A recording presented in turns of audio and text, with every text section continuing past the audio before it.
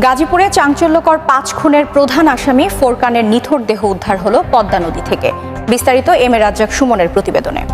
গাজীপুরের কাপাসিয়ায় স্ত্রী, 3 মেয়ে ও শ্যালক সহ 5 জনকে গলা কেটে হত্যার চাঞ্চল্যকর মামলার প্রধান অভিযুক্ত ফোরকান মোল্লার শেষ পরিণতি হল পদ্মার জলেই। শনিবার দুপুরে মুন্সিগঞ্জের লৌহজং উপজেলা ভূমি অফিস সংলগ্ন পদ্মা নদী থেকে ভাসমান অবস্থায় তার মরদেহ উদ্ধার করে মাওয়া নৌপুলিশ। স্থানীয়দের দেওয়া খবরের ভিত্তিতে নৌপুলিশ মরদেহটি উদ্ধার করে।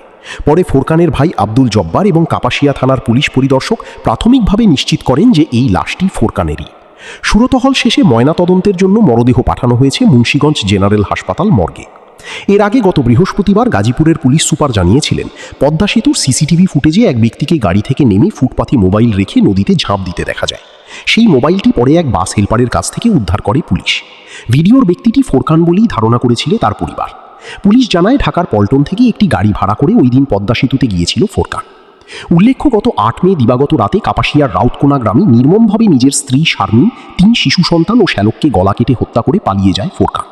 এরপর তাকে ধরতে যখন দেশ জুড়ে চলছিল পুলিশের সাঁড়াশি অভিযান, ঠিক তখনই পদ্মা নদী থেকে উদ্ধার হলো এই প্রধান আসামির মরদেহ।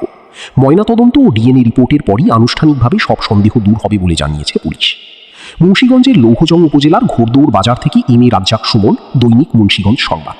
এতক্ষণ সাথে থাকার জন্য দৈনিক মুন্সিগঞ্জ সংবাদ পরিবারের পক্ষ থেকে ধন্যবাদ সবাইকে। দৈনিক মুন্সিগঞ্জ সংবাদ, সমাজের কথা বলে।